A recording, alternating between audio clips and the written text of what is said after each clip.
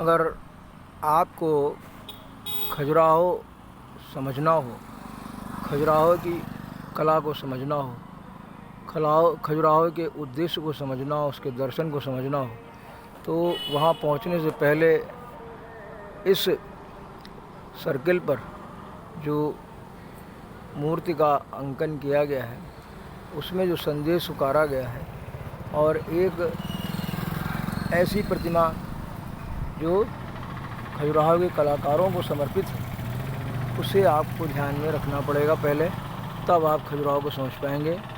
और उसके बारे में जो विद्वानों ने कहा है उस मत को भी आपको समझना पड़ेगा, तब कहीं आप खजुराहो को समझ पाएंगे। साथ में कवियों ने जो कुछ खजुराहो के बारे में कहा है उसे समझे बगैर आप खजुराहो नहीं समझ पाएंगे।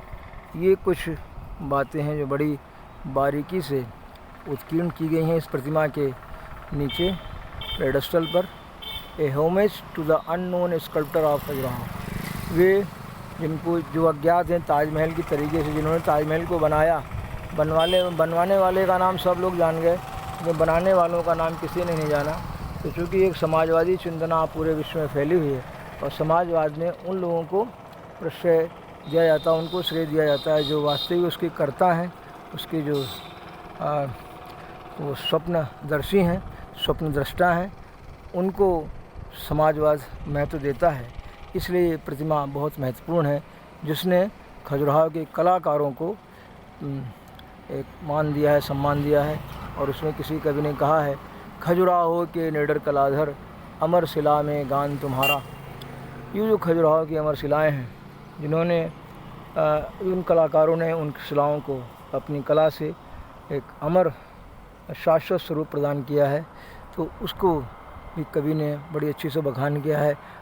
निडर शब्द का उपयोग किया है कि ऐसा सारे शायद कहीं विश्व में हुआ हो, जैसा अंग्रेजी में भी लिखा था जो पोद्दार साहब ने लिखा है, उसमें भी उन्होंने कहा है कि शायद दुनिया में ऐसा कहीं प्रयोग हुआ हो जहाँ जीवन को, जीवन के दर्शन को, मर्म को उसकी नग्नता के साथ में स्वीकार किया गया हो।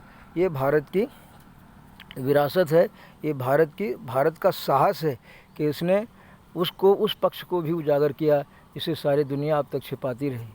तो इस तरह से ये मूर्ति बहुत प्रासंगिक है और हम खजुराहो के जो लोग हैं, वहाँ के जो प्रशासन है, जो नगर परिषद है, उसका हम यहाँ पे आभार व्यक्त करते हैं कि उन्होंने सारी बात को एक ही प्रतिमा में समाहित कर दिया।